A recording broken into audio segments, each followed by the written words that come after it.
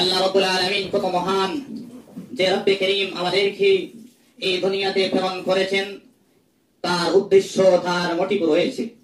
রব্বে করিম আমাদেরকে দিয়েছেন, সাথে সাথে আমাদের জীবন ব্যবস্থা কিভাবে হয় না হয় সেই বিষয়ে আমাদেরকে অবগত করেছেন।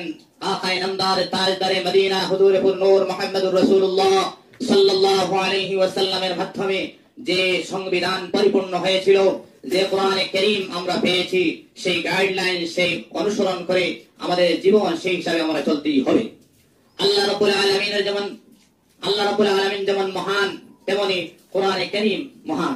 সেই কোরআনে কারীম আমাদের জন্য ব্যক্তিগত জীবন, পারিবারিক জীবন, রাষ্ট্রীয় জীবন পরিচালনা কোরআন অনুযায়ী হতে হবে।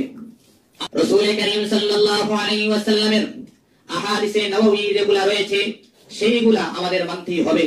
রাসূলের সুন্নাত আসল সুন্নাত, রাসূলের সুন্নাত আমাদের মাযহাব, সেইগুলা আমরা মানতেই হবে। আল্লাহ রাব্বুল আলামিন আমাকে আপনাকে দেওয়ার উদ্দেশ্য কি যদি বলা হয়, সেই উদ্দেশ্য সূরা জারিয়াতের মধ্যে পাবেন 56 নম্বর আয়াত। আল্লাহ রাব্বুল আলামিন বলেছেন কি, ওয়া খালাকতুল জিন্না ওয়াল ইনসা ইল্লা লিয়াবুদুন, আমি দুই জাতি ইনসান এবং জিন্নাত জাতি আমি প্রেরণ করেছি, এই দুনিয়ার মধ্যে দিয়েছি আমার ইবাদত, আমার উপাসনা, আমার ইবাদত করবে।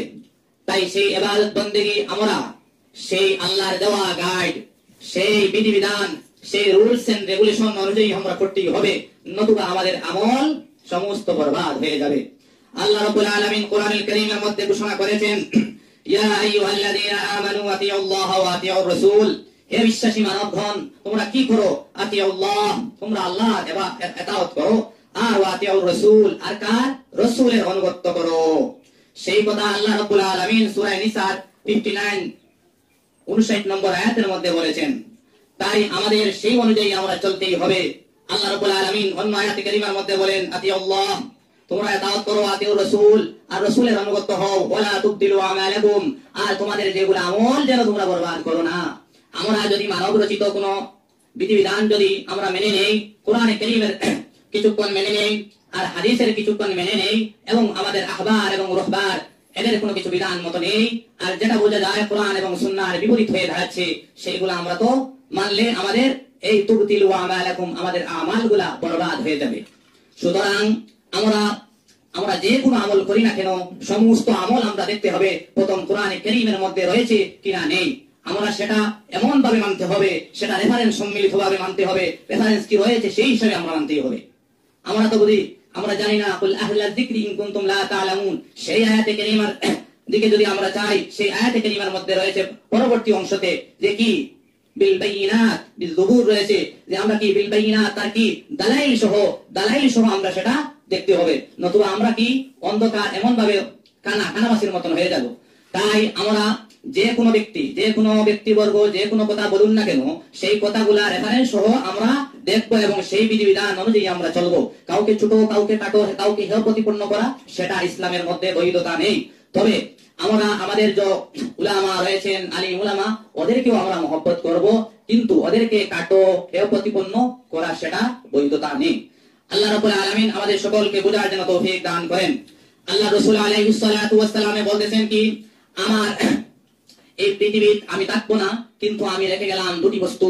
সাহাবাদেরকে উদ্দেশ্য করে বলছেন যে এই বস্তুগুলা কি, তারাকতু ফীকুম আমরাইন লান তাদিল্লু মা তামাসসাকতুম বিহিমা কিতাবাল্লাহ ওয়া সুন্নাত নবী।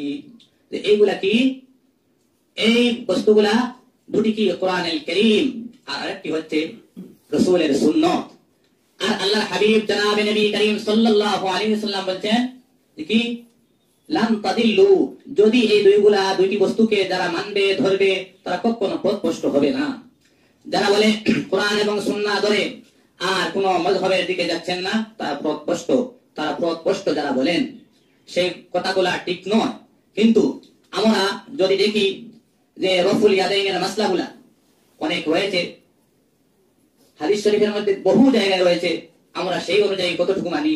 আর রাসূলের রফুল ইয়াদাইন করা সুন্নাত, এবং সুন্নাতকে আমরা ছেড়ে দিয়ে আমরা আহবার এবং রুহবারের দিকে প্রত্যাবর্তন করছি।